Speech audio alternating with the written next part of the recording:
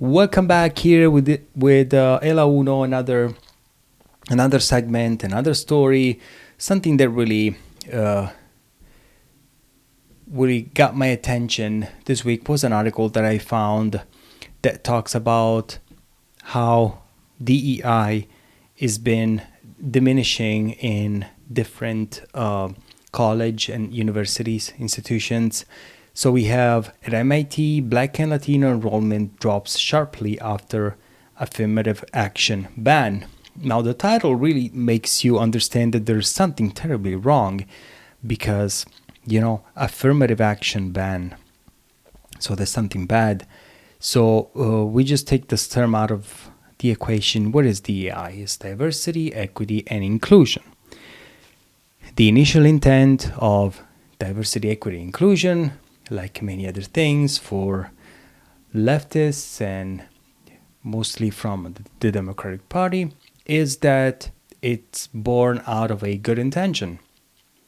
And what is this good intention? Is to provide equal opportunity for everybody, no matter what gender identity, sexual orientation, and of course race. But the way it was addressed in this case is that we're just giving leeway, allowing minorities to access universities or other jobs or fill out jobs in different companies. However, the way it's been applied in the latest years was take any other racial minority against white applicants. That means that if you're a white applicant or if you are an Asian applicant and you are highly competent, you were maybe set aside in order to allow somebody from a minority like a Black, Latino, or any others, whatever you can choose, whatever color you can slap on it and be chosen for that position. Is there anything wrong with it? Are we trying to equal the score in order to fix past discrimination with present discrimination? I don't think it's okay. And we're going to find out why in this article here. So what happened here? It happened that Asian American students made up almost half of the 2028 class, the first admitted since the end of affirmative action. The 2028 undergraduate class is the first to be admitted to MIT since the Supreme Court banned affirmative action at universities across the country.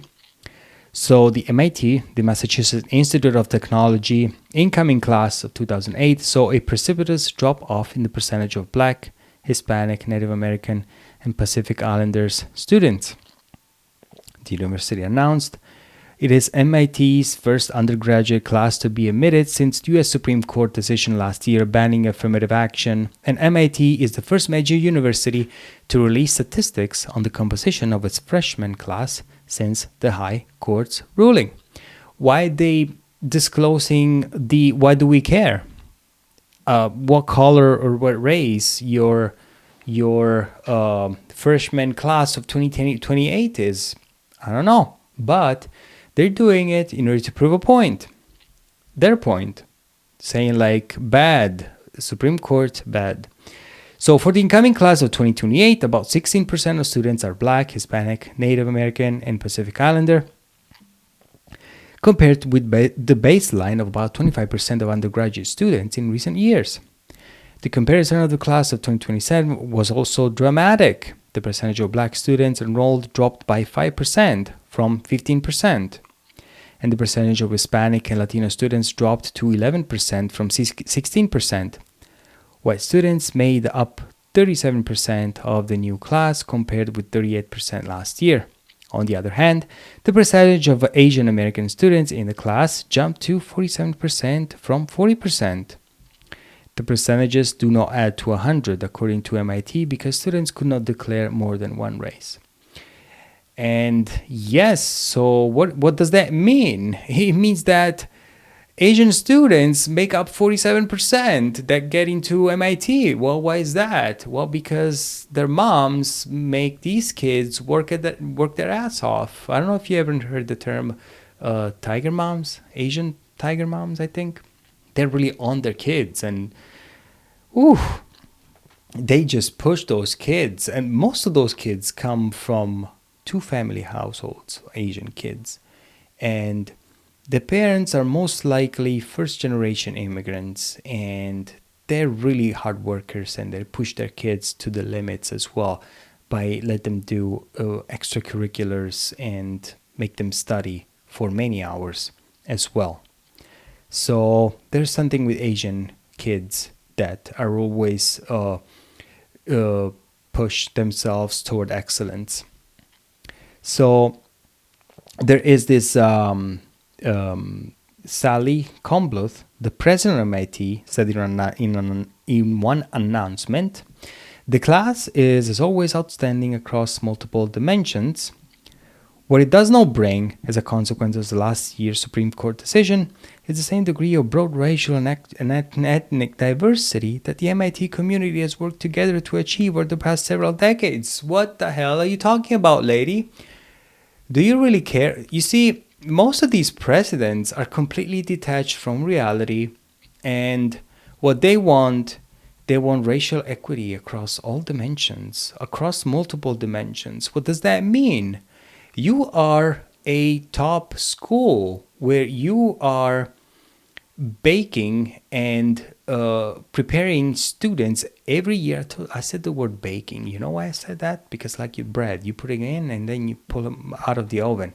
That means you're going to have an excellent product. See, I'm Italian. I like food. I make, see, I'm just salivating here. I'm hungry. So you're supposed to make the top of the top, la crème de la crème of the student. You separate the wheat from the chaff. So once these students graduate, they're just like the top of the top, and they can improve and get into fields and make a difference in the world. So the MIT community has worked together to achieve over the past several decades. Another gentleman instead, Edward Blum, the founder of Students to Fair Admissions, the organization that successfully sued to end race-conscious admissions, welcomed the decision as proof that the Supreme Court ruling was having a positive effect. Every student admitted to the class in 2028 in MIT will know that they were accepted only based upon their outstanding academic and extracurricular achievements, not the color of their skin. Hallelujah, Mr. Bloom, you said it right.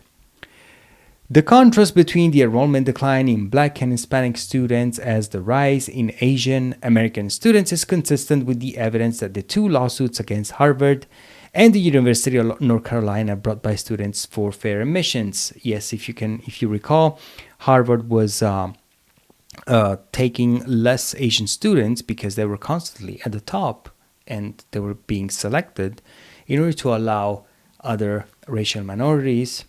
The lawsuits argued that Black students who on average scored lower on standardized tests, like the SAT, were being given a significant boost while Asian students were being penalized. With the elimination of race-conscious admission, Black enrollment could be expected to go down and Asian American student number could be expected to go up.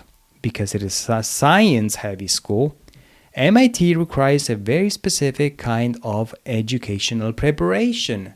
That is true, being science-oriented. So what happens is that there's other problems. There are more of different nature because being a science-heavy school, that means that not every school, so not every minority has access to study heavily in the scientific schools because it requires a different kind of preparation. And unfortunately, it is the reality. Most of the racial minority schools that are they're raised in poor neighborhoods. Therefore, they lack the basic preparation because most people coming out from those poor schools, they barely can read at a 5th or 6th grade level. And that's really sad. But what do you offer you offer them opportunity when they are already at the end of the line and they don't have the means to face an MIT education in this case. Okay, let's make an example. You take a kid graduating from a high school, from a low, a school that doesn't have an academic background of excellence compared to another school. Of course, there's always this thing of the haves against the have-nots. The haves have all the resources, have all the preparation, have access to tutors. The have-nots do not have that. They don't have that preparation. Therefore, if you put them in this school, of course, if you take an exam, the SAT, for example, who's gonna score higher? Of course, gonna score higher the guys that came out from that school that prepared there more. They had all the advantages and everything compared to the ones that did not have that. But by doing so, what are you doing? You're actually hurting also. You're hurting both, because you're offering preferential treatment to the racial minority that is not prepared to go to a prestigious school like MIT or Harvard, and you're hurting the top students that have greatest accomplishments because they cannot pursue excellence.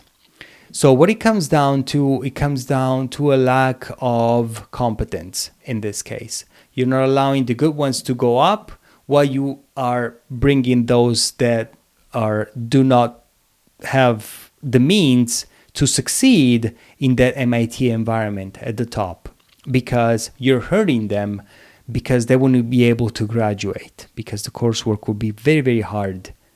So it's a double-edged sword at the same time. So you got to choose. Now, are you a society that favors competence and excellence, or are you a society that favors equality by allowing just somebody else that has a different color of skin? You offer them that opportunity.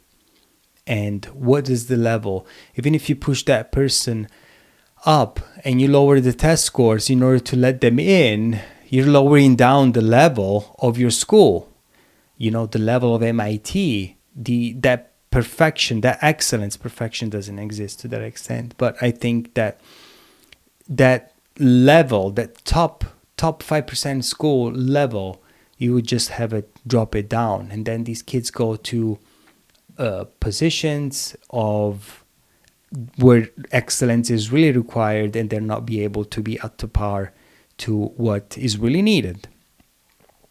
So from the looks of it, MIT basically just took race out of the equation. That's what really happened. They just took competence. And a paucity of black students at the nation's foremost colleges will ultimately have effects on the nation itself. This is what this gentleman is saying, Dr. Arcidiacono. Arcidiacono is an Italian last name, by the way. Said the numbers were consistent with what he had predicted a trial would happen if race were taken out of the equation. He was surprised MIT had not taken steps to soften the blow. So what begins on college campuses will ultimately affect the nation as a whole, in every sector of the nation, from governmental leaders to academic leaders to business leaders. So Mr. Arcidiacono here nailed something. That is that in the latest years, the universities have created a class of students, of kids, that think themselves as victims of a system while they are the perfect beneficiary of a prestigious education. And that's what I call privilege. There's no white, there's no black privilege. It's a privilege if you are in a top school and you're bitching about being oppressed, because you're not. So that's what they're being teaching these kids. And president of Harvard, Claudine Gay, I think was her last name. I don't remember her last name. Or the other one, when they had a congressional hearing, and you see these schools are ideologically corrupt, where they lean way to the left, and the message they transmit to these kids, they brainwash them into think differently, into think of themselves as victims, to highlight social justice compared to just teach these kids how to be successful. because a job in gender studies is not going to last a long time unless you're going to work for some HR firm from a woke company around the country. But things are turning around, and I hope for the best. So the admission rate at MIT is about 5%, in line with the other highly selective university. MIT officials took pains to make the point that the enrollment decline is historically underrepresented minority students did not mean that the students had admitted underqualified students in the past. Well, the thing is that they changed the test scores. Officials said that the change in the composition of the class also had nothing to do with the reinstatement 2 years ago of the SAT as an entrance requirement. So what they had before, the SAT, that is a fairly good measure to test if the student is qualified or not, they had some kind of universal tests where they required students, most other schools that made the ACT and SAT optional for the fall 2024 could have sent a message that MIT was less minority friendly. So what they did, they had composition. They let the students write a composition based on their own experiences, and they evaluated students to be admitted by their essay that they wrote. So they put down their requirements. So efforts to increase student diversity through outreach have been expensive and not very effective, officials say. The admissions dean of MIT blamed the surge of educational preparation in science and technology, and that's the case. Black and Hispanic students are less likely to attend a high school where calculus is taught, where physics is taught, where computer science is taught, he said. But the Supreme Court said it was permissible for applicants to write about their race if it was integral to a life experience, like overcoming discrimination. Some experts predicted that admissions officers would subvert the prohibition against considering race by looking at students' essays and extracurricular activities for clues as to their racial and ethnic background. But if MIT used this tactic, it was not evident from the results. So I don't know. I think in the end, we're going always to revert to the mean, and it means that if we swung too hard one way, we swung too hard on the other way. Eventually, we're going to get back in the middle. Meaning that, ladies and gentlemen, I think competence is the only measure to evaluate people. Don't we want to have systems that work, that are successful? I think we do. So, for example, you would think of me as a bigot if you think otherwise, if you're leaning toward a specific political orientation or another one, but it doesn't matter. I'm here to express my voice and express my opinion. So you may do as you wish with your ideas. Let's say you need a brain surgery, okay? Do you care what is the gender, the ideology, the race, the sex, whatever, of that surgeon? Do you want the best surgeon available to do your surgery? Yes or no? I guess you do, right? A pilot needs to drive you, to fly you from here to Japan. Do you want the most qualified pilot? Yes, I think you do, because there is 200 lives, or 250 lives, whatever, how many, on that plane. They need to do a intercontinental flight to get to where they need to go safely. Therefore, you need a pilot that is capable. And no, it's not racist to say that we need capable people in extreme sensitive and extremely professional positions where it's meaning of life and death, but it's in everything. It's in everything. Do you want an efficient society? Yes or no? Now, there are some basic inequalities. Yes. How do we solve poor neighborhoods? How do we solve people that have the worst roll of the dice, where somebody else can just tell them, oh, lift yourself by the bootstraps? When people don't have shoes to start with, then how can you tell them to lift themselves by the bootstraps? So there are some systemic things that we need to take care of. Yes, we do.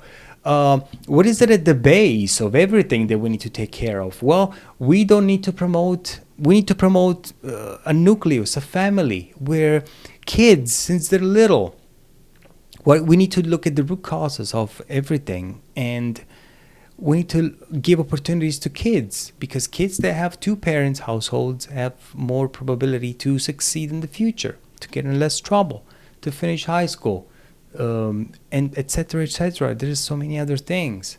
Okay, so it doesn't mean you cannot turn out good even if you have a single mother or a single father. You'll turn out a little bit better if you have a single father, though. It's statistically proven. I don't make the rules. It is in the research. So what do we need to do? We need to work on promoting these values, these things. Now, I'm not saying that even if you have a two-parent household, you're going to have a chance to have your shot at MIT. 5% is a pretty meager chance for you to get there. But it is fucking possible. It is possible to do it. If that's your dream to do it and you work hard at it, you might have a chance. I'm only saying that we need to build strong communities, and we need to build good, strong American values with good and strong families. And that comes down to that. Even like something as simple, reading to your kid often at night, well, that makes something for them. Spending time with them, well, that makes something for them. Caring about these kids, and there's so many other problems that we have. But looking at this in the end and say that we are a racist society, that is not true. We're far much better than we were decades ago. And we made so many huge steps forward. Okay, we still have issues. Who doesn't? But we are a better society than we have ever been. And we need, if we want to advance as a civilization, we need geniuses. We need more people. Do I care what color they are? I do not. I do care that can solve problems. Okay, so that's the thing. And that's all I have to say. I hope you liked my rant. If you didn't, let me know in the comments anyway, and I can address the issue and let you know. Thank you very much for following, and I'll see you in the next segment. Bye.